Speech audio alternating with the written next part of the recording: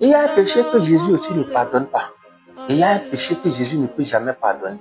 Il ne peut jamais pardonner ce péché. Si quelqu'un vous dit le contraire, il a menti. Lisons rapidement Jean 3 au verset 17.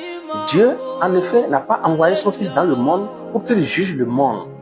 Dieu n'a pas envoyé son Fils dans le monde pour qu'il juge le monde, mais pour que le monde soit sauvé par lui.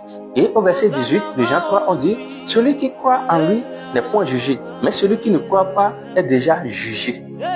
Donc si quelqu'un ne croit pas en Jésus, il est déjà jugé. Ça veut dire qu'il est déjà condamné pour aller en enfer, parce qu'il n'y a pas cru en son Fils unique.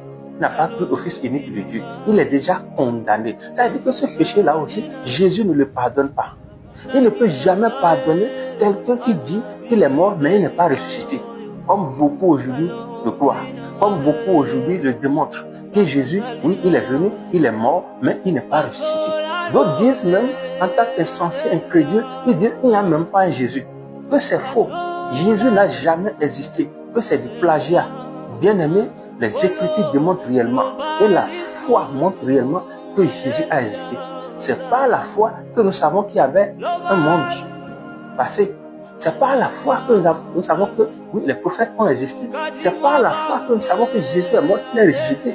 Oui, Hébreux 11, verset 1 nous dit, la foi est une ferme assurance de ce qu'on espère, une démonstration de ce qu'on ne voit pas. Et sans la foi, on ne peut jamais plaire à Dieu, au verset 6. Bien aimé, ce péché-là, Jésus ne peut jamais pardonner à quelqu'un. Si vous refusez de croire qu'il est ressuscité d'entre les morts et vous refusez de l'accepter comme Seigneur de votre vie. Bien aimé, lisons Jean 15, à partir du verset 22. Jésus dit, si je n'étais pas venu et je ne leur eusse point parlé, ils n'auraient pas de péché. Mais maintenant, ils n'ont aucune excuse de leur péché. Il dit, s'ils n'étaient pas venus et leur parler, ils n'ont point de péché. Mais maintenant, ils ont rejeté Jésus, ils n'ont aucune excuse. Ça veut dire que c'est un péché aussi impardonnable. C'est Jésus qui le dit, ils n'ont aucune excuse. Celui qui me hait est aussi mon Père. Ils l'ont haï, ils l'ont détesté. Ils l'ont rejeté, ils l'ont renvoyé.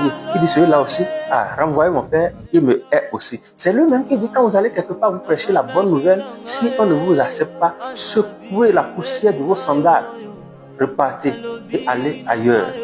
Au verset 24, si je n'avais pas fait parmi eux des œuvres que nul n'a faites, ils n'auraient pas de péché. Mais maintenant, ils les ont vus, ils ont haï, et moi et mon Père.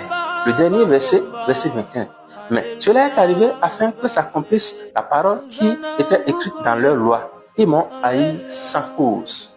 Si je n'étais pas venu et leur prêché, ils n'auraient point d'excuses. Maintenant, ils sont inexcusables. Jésus dit qu'on ne peut pas leur excuser cela. On ne peut pas leur pardonner cela. C'est-à-dire qu'avec Jésus aussi, il y a un péché impardonnable. Shalom.